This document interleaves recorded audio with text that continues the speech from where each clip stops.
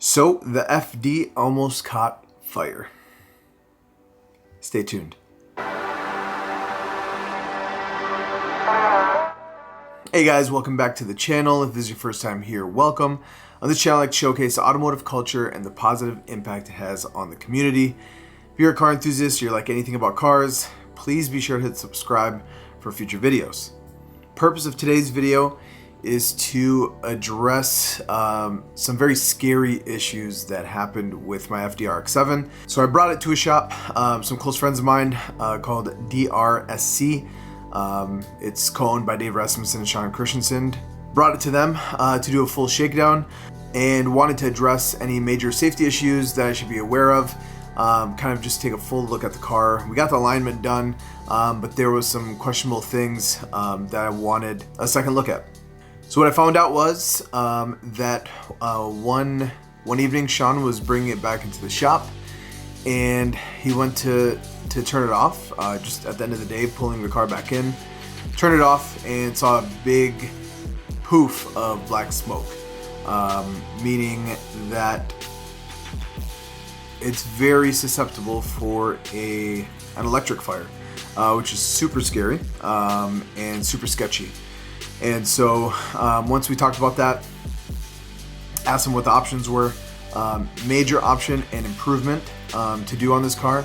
It does have the Heltec Elite 2000 on there, but after looking at all the different wiring, and after consulting with Dave and Sean, really the best path was to fully rewire the whole entire car. In the morning, we're gonna go get an update from them and see kind of the progress that they've made. They've had the car for a couple weeks now. They've already started putting together the PDM. The PDM is going to be very helpful because that's going to be able to consolidate a lot of the wiring. So essentially we can wire all of the car's components to one unit where it doesn't have to have a full circuit in the sense of having a relay with a positive and ground. So yeah, it'll eliminate a lot of clutter, but really the main reason to do it is to make sure everything else is fine and just fully rewire the car and make sure it's safe. Last thing I want to happen is a fire. So yeah, the FD almost caught fire, so pretty scary. So let's head over there in the morning.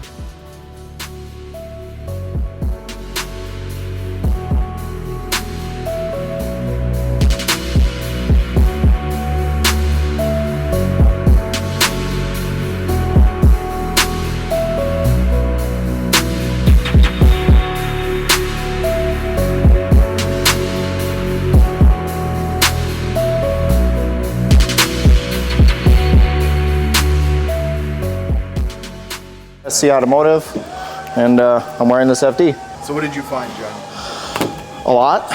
I pulled every wire out of the entire chassis, and we're redoing everything and making it proper and lightweight and reliable. What were some of the issues that you saw previously? A lot of the wires were too long, and you know, they weren't really crimped right, and just kind of some quality issues, I suppose. So we addressed all that, and we redid the entire harness from bumper to bumper. Just kind of walk me through where you guys started, just the overall process. So I like to start from the rear of the car and work my way forward. I do all the taillight wiring, the reverse lights, you know, pretty much everything here, fuel pump. And I move forward to the cabin area. Talk about how you mounted everything. Yeah, so all right. So normally we mount the Elite 2500s right here, but this one is more custom. We're doing the whole vintage air, so it's got AC, heat, the whole 9 yards, and it's all going to be controlled with the Heltec 3x5 keypad. So just be really nice and smooth. And but yeah, I put the power distribution up there, ground down there. It should be hidden by the dash, so you don't really see much of it. And then will any of that need to be maintained, so there's no real reason to remove the dash? No, and to remove the dash is literally like 10 bolts. It's super easy. Obviously this isn't going to be there. That's going to go underneath through a grommet, so it's all nice and nothing like that's going to happen. And then we're keeping the battery box here, right behind you. Yep, that one we're keeping. This thing works pretty good. I added a brace here, so it's a little stronger, and we're gonna make some sort of battery hold down. Perfect. So, haven't quite figured that out yet. Sure. But, yeah. Nice, so what are the next steps now?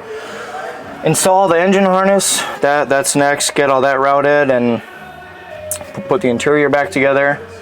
And find a spot to mount the keypad so it's nice and ergonomic.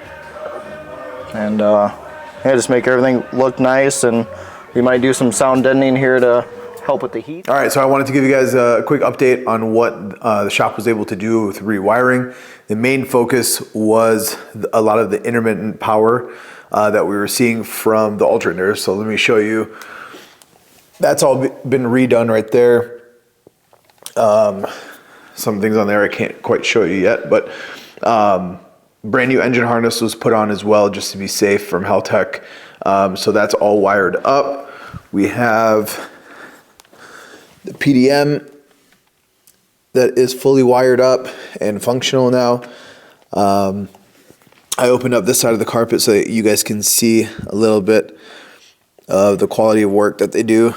So all zip tied, all wire loomed. And I'll tuck that up with the carpet a little bit later. Heltec is fully running, so essentially I can wire into the IC7 dash itself, and if I need to change settings or anything like that, I can just put the Ethernet cable through there.